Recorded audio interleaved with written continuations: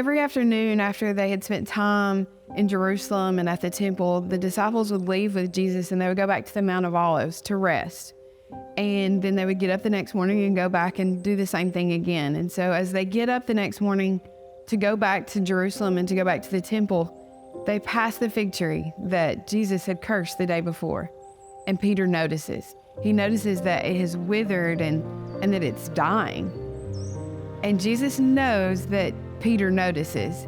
And he decides to take that time to teach the disciples while he's there with them, just with the disciples, about faith, about true faith, and what that's going to look like, about how things in their lives will be pruned or have to wither away so that the good can come, so that there will be fruit in their lives, and what real relationship with him looks like. And he also takes time to teach them that there's going to be a judgment on Israel, and that they are going to have to endure that and prove what faith in him looks like. As they enter Jerusalem and they arrive at the temple, Jesus is immediately questioned by the religious leaders. In Mark 11, they say to him, "By what authority are you doing these things?" They want to know who does he think he is to say these things and to perform these things and to do these things.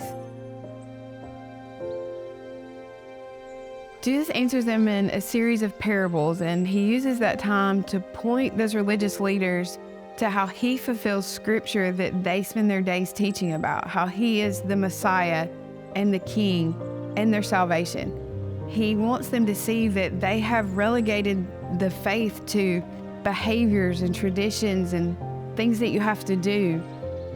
And it's not about any of that. It's about a relationship with him, the one true Christ, the Messiah, and putting their faith in him. He continued on in the parables and was trying to point them to the sin in their own life and how they had begun excluding people from the faith and counting people out. And he wanted people there. It was all about inclusion, and that this gospel is for sinners and Gentiles, and that when you come to true faith in him as the Messiah, they have a seat at the wedding feast with the King.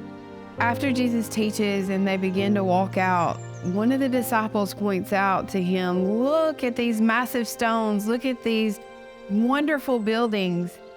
And Jesus is going to make the claim that will eventually lead to his trial and his execution. He says that eventually not one of these stones will be left on top of each other, and not one of these buildings will be left. He's pointing to physically those buildings will fall, but also everything they've ever known about their faith will fall, and it will point to him. His claim is that the old religion is going to fall, and that they're going to have to build everything on faith in him from there on out, that he will be the cornerstone and the foundation of faith.